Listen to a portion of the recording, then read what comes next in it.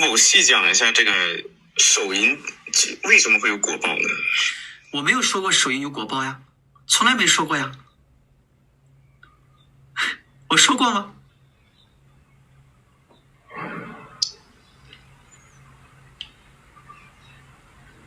你听我讲过说手淫有果报？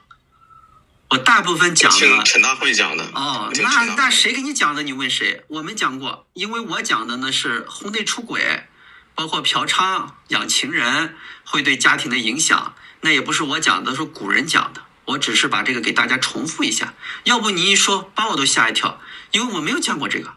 你这一说呢就说明白了，不然把我都吓着了。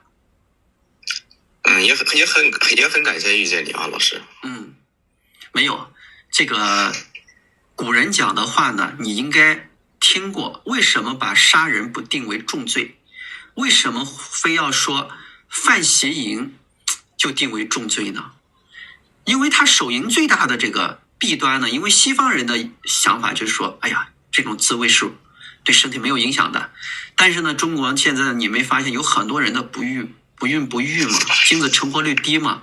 当我们的年轻人就是你可以去考虑很多啊，你包括去健身房，他就告诉你，哎呀，你这多大年龄以下不能用器械。我问他为什么呢？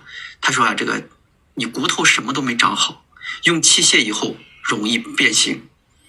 那你想想呀，年轻人肾脏也没长好，你早点就用这样的方式，那是不是把肾脏也就伤害了？是不是？很幽默啊。对呀，你很幽默。对呀，到什么年龄都是一样嘛。你看看我们7、8岁换小牙呀，12岁换大牙呀，对不对？它都是有一个过程的，它可能那点危害也就是对身体。至于有果报，因为我不太相信果报，我只讲因，最后的结果是什么。至于像说的那些果报吓人的那些事情，我觉得这个我还是不太信的。其实我对国学的情感是复杂的。我在小时候看了一本上官玉华写的《音律无情》，被吓